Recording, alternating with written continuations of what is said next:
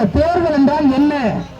ஏன் தேர்தல நம்ம போய் மெனக்கட்டு காலையில எந்திரிச்சு போய் வாக்கு செலுத்திட்டு வர்றோம் அப்படின்னா, 5 ஆண்டு காலம் உங்களுடைய வாழ்க்கையை தீர்மானித்து நீங்கள் எந்த சாலையில் பயணிக்கணும், எந்த தண்ணியை குடிக்கணும், உங்க பிள்ளை எந்த பள்ளிக்கூடத்தில் படிக்கணும், நீங்க உங்களுக்கான மருத்துவம் என்றால் எந்த மருத்துவமனை எடுத்துக்கணும், ஏன் நாம செத்தா எந்த சுடுகாட்டில் பிழைக்கணுமா எரிக்கணுமா என்பதை தீர்மானிப்பது அரசியல்.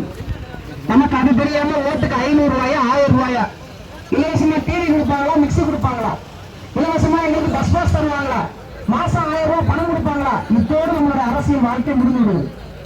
இந்த மாசம் 1000 ரூபாய் பணம் பெண்கள் கொடுக்குறாங்க, எங்க இருந்து வருதுன்னு என்னைக்காவது யோசிச்சிருக்கோமா?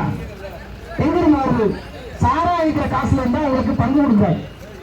மாசம் 12,000 ரூபாய் நம்மகிட்ட இருந்து புரிஞ்சிட்டு எங்க பார்த்தாலும் வீதி டாஸ்மாக் கணக்கில் திறந்து வச்சு மாசம் 12,000 ரூபாய் நம்ம கையில இருந்து புரிஞ்சுறாரு.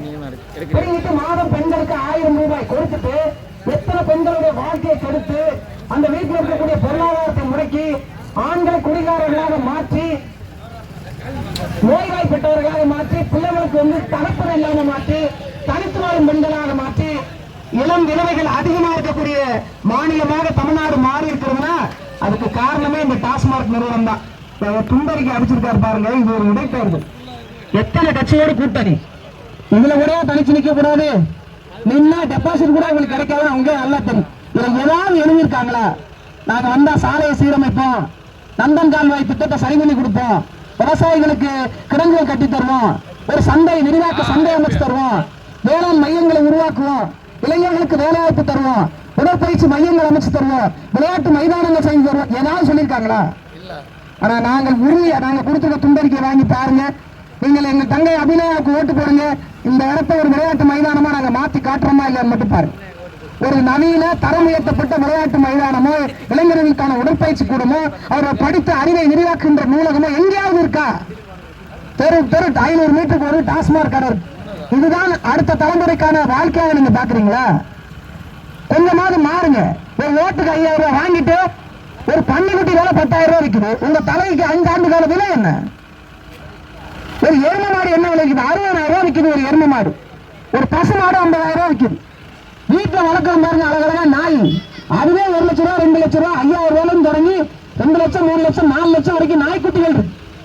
ஆனா நம்மளோட விலை 5000 ரூபாய் வாங்கி 2 குழு லோனை கட்டிடுவோம். 3வது குழுக்கு என்ன பண்றது?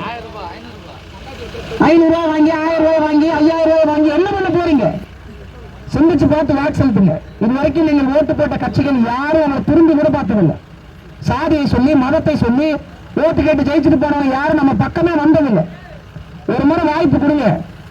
ஓட்டு பெட்டியில 2வது இடத்துல இருக்கு மைக்கு சின்னம். நீங்கள் அபிநயாவுக்கு செலுத்துகிற வாக்கு உங்களுக்கு நீங்களே செலுத்திக் கொள்ற ஒரு வாக்கு.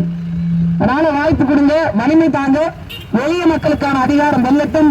ஒரு சாமானிய குடும்பத்து பிள்ளையும் சட்டமன்றத்துக்கு போக முடியும், அங்க போய் ஆட்சியாளர்களை ஒதுக்கி கேள்வி கேட்க முடியும் என்ற ஒரு மாபெரும் வரலாற்று புரட்சி விக்கிரவாண்டி மண்ணிலிருந்து தொடங்கட்டும்.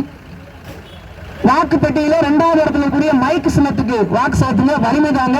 இன்னைக்கு 7 மணிக்கு கருவாச்சியில அண்ணன் சீமானவர்கள் பேசுறாங்க, வந்து கேளுங்க. கேட்ட பிறகு நீங்க யாருக்கும் ஓட்டு போட மாட்டீங்க மைக்கு தவிர. அதனால ஒரு முறை வாங்க, எல்லாரும் வந்து பெரும்பாலும் அவர் என்ன பேசினாருன்னு கேளுங்க. உங்களுக்கு சரின்னு பட்டா வாக்கு செலுத்துங்க. மைக்கு சின்னம் இது மாற்றத்திற்கான எளிய மக்களின் அரசியல் புரட்சி. நன்றிப்பா.